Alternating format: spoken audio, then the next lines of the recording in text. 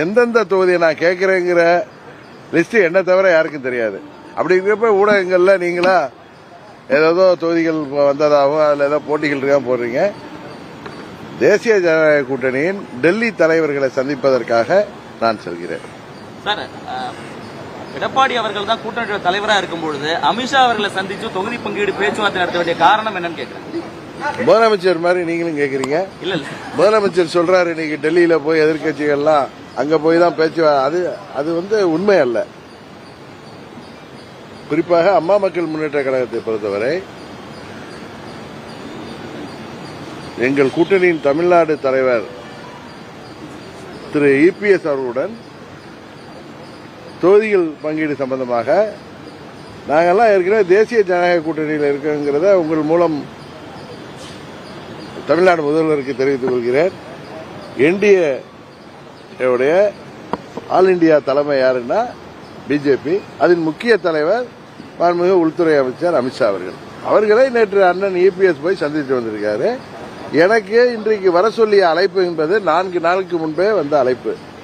அதனால நீங்களா தொகுதி பங்கீடுக்கு தான் நாங்க போறோம் அப்படின்னு நீங்களா முடிவெடுத்தா, நீங்களே கேள்வியிலே லீட் கொடுத்தா அதுக்கு நான் பதில் சொல்ல வேண்டிய அவசியம் இல்லை. உங்கள் கேள்வியில் தவறான கேள்வி என்பதுதான் எனது பதில்.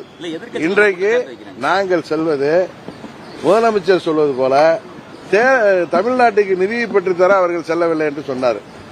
தேர்தல் அறிவிப்புக்கு பிறகு தமிழ்நாட்டுக்கு நிதி ஒதுக்க முடியுமா? அதை கூட முதல்வருக்கு தெரியாதா? பயம். இன்னொன்னு, டெல்லி எவ்வளவு நிதி கொடுத்தாலும் அதையெல்லாம் நீங்கள் கபலீகரம் செய்வதால் தான் தமிழ்நாடு மக்கள் உங்களை மாற்றுவதற்காக துடித்துக் கொண்டிருக்கிறார்கள். தமிழ்நாட்டில் மாற்றம் வருவதற்காக அதிமுக தலைமையிலான கூட்டணி, அதில் பாஜக இடம்பெற்றிருக்கிறது. பாஜகவின் டெல்லி தலைவர்களை நான் சந்திக்க செல்கிறேன். காரணம், தேசிய ஜனநாயக கூட்டணி என்பது பாஜக தலைமையிலான கூட்டணி என்பதை உங்கள் வாயிலாக முதல்வருக்கு தெரிவித்துக் கொள்கின்றனர். அதிமுக கூட்டணி என்கிற தேசிய ஜனநாயக கூட்டணி வெர்சஸ் திமுக கூட்டணி என்றுதான் இருக்கும். அவர் சும்மா டெல்லிங்கிறார். ஏன்னா இவங்க டெல்லியில ஏற்கனவே 2014 அப்ப பணம் கொளிக்கும் போர்ட்போலியோக்களை வாங்கி எவ்வளவு தமிழ்நாட்டுக்கு அவப்பெயர்களை உண்டாக்கியார்கள் என்று தெரியும். இவர்கள் கூட்டணி ஆட்சியில் இருந்த பொழுதுதான்